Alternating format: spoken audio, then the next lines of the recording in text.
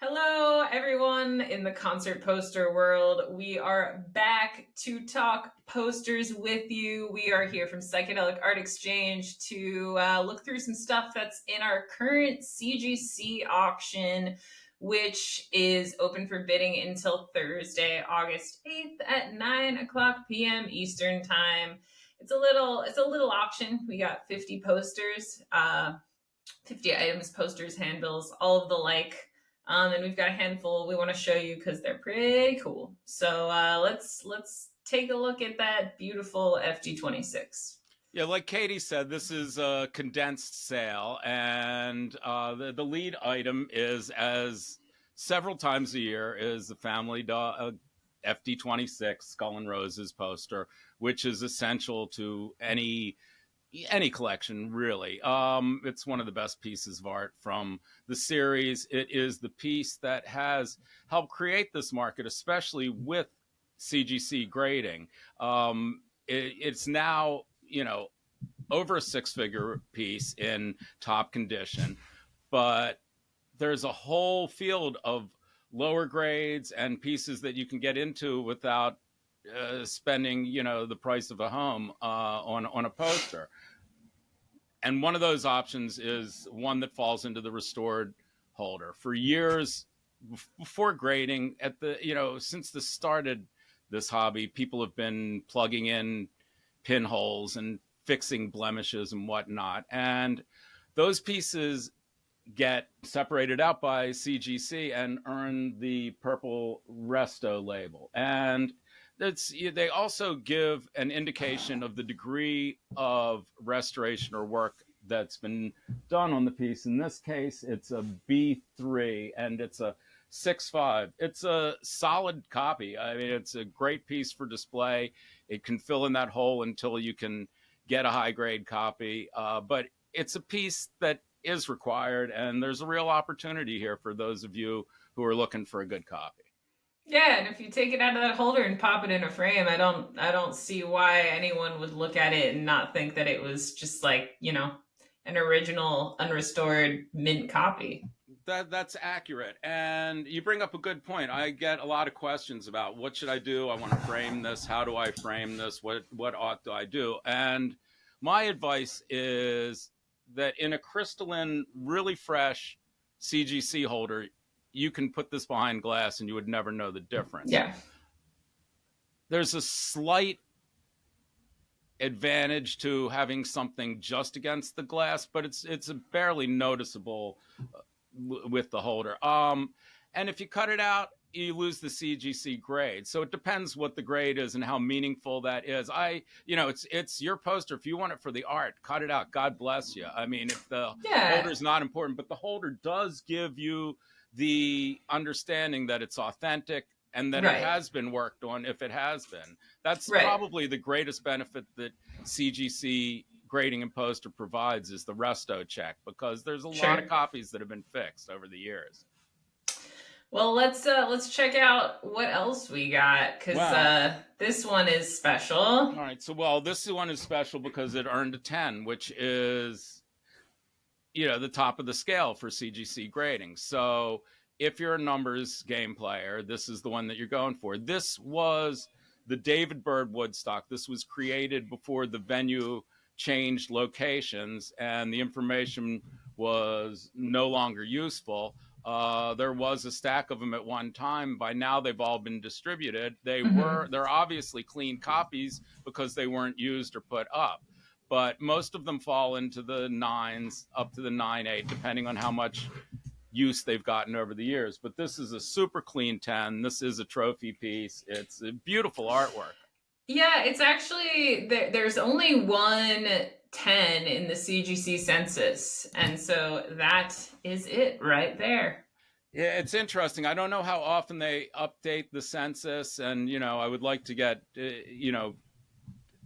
current understanding. But yeah, that's good information. If that's the only 10, then this is a real prize. It's one of few at the very least. Indeed. And it's a beautiful poster. So let's... Oh yeah, I mean, I bought a copy in the back of Rolling Stone magazine in the 80s there was somebody selling them, and I've had that copy all these years. I know. I grew up looking at that poster every day. Yeah, it's Than yeah, I mean it's far more illustrated than the one that this everyone one, yeah, knows. Yeah.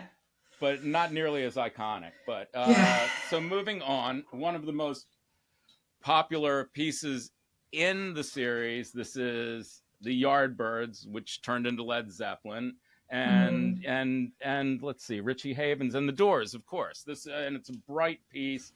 Colors are wonderful, done by Bonnie McLean. This piece has been a rising star for years, and now, gets well above $5,000 for top copies. And this copy, really, I love that one. I mean, yeah, it's really one of her better works. And yeah, the green is great, the green and blue. She always did those like fantastical kind of like fairy tale images. Yeah, and I mean, it's not my job to critique CGC grading, but I can tell you that the paper's really clean on this. The only thing I see that could have held this back was, the toning on the back. So I don't know if you can see that, but yeah, just a little bit.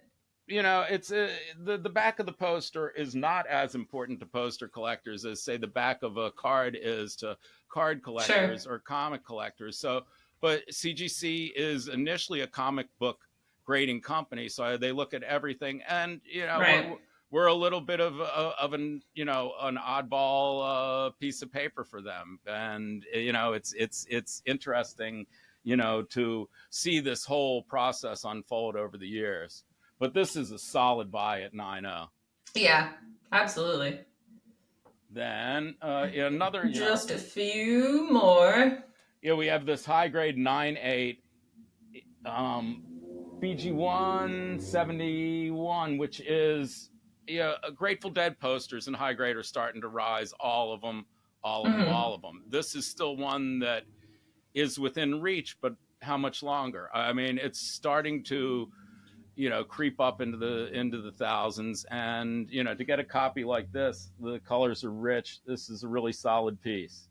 Beautiful. Love it. And that's the standard fare that we generally see. But there are a couple of oddballs. There's this little card that is so fresh and bright. It's 9.8. This is a card from the early San Francisco days. It's a handbill for Big Brother and the Holding Company, where they would write in or stamp in the event information. This was used at the Red Dog, and it was in an early promotion tool created by Chet Helms, who was the manager of the band, who convinced Janis to join the band. The story is all well documented. But this is a 9.8, and this clean, I've seen them in all kinds of shape. I mean, obviously, it's an undistributed copy, but this is hanging super low in the sale right now. Anybody that's really deep on the San Francisco stuff, I would encourage to take a closer look at this. Yeah, definitely. It looks, I mean, it's such a nice little design. Yeah, it's sweet. It was done by Dennis Nolan, who did a handful of posters, over the years, and did a Grateful Dead poster later in the Family Dog series. Yeah, so this is worth another look. It's at a sleeper. It's at a steal right now. So, and then I mean this is great. This is Kane's Ballroom from Tulsa, and as we've spoken about before, the criteria that CGC uses to grade posters is that it appears in some sort of catalog. In this case, it's one of the selections from the Art of Rock. This is the book that pretty much started, the second wave of this hobby, and they span all through, the 80s with it. And this is, the Pretenders at Kane's Ballroom, which was an odd little rock club in Tulsa, Oklahoma, that, a bunch of the bands from this era, punk, new wave, whatever you want to call the late 70s, came through Kane's. Yeah, they were, I mean, the Pretenders were pretty new at that point. I mean, this was the early 80s. They started in the late 70s. And, I mean, just a few years before that, there was like a legendary Sex Pistols show in 78 at Kane's, Yeah, we sold that and ticket before. Yeah. they broke up like 3 days later. Yeah, I mean, it was the West. It's an interesting venue, and it had a cool poster series. And these are sleepers. Mm-hmm. These are real sleepers. This is the first print, and the one that's printed in the Art of Rock that's colorized is the second print. So, Mm-hmm. Kane's Ballroom, they do not come in that often. If you're into, Yeah. Especially CGC. I know there's a few that we've sold before. We've sold a bunch raw that aren't available for CGC grading, but this one's, I love that design. It's yeah, great. yeah, it's a really wonderful piece. So if you're looking for something that doesn't come in that often, and you're a fan of the third era of rock and roll, then I would take a look. Well, even though there's only 50 lots, there's something for everyone. So make sure that you look extra close at what we've got in this sale, because there's probably something that you're gonna like, and that you're gonna want to bid on. So check it out. Bidding closes again on Thursday, August 8th at 9 o'clock p.m. Eastern Time. Thank you for being here with us, and we'll be sure to be back with more poster talk soon. Thanks, folks. See you soon.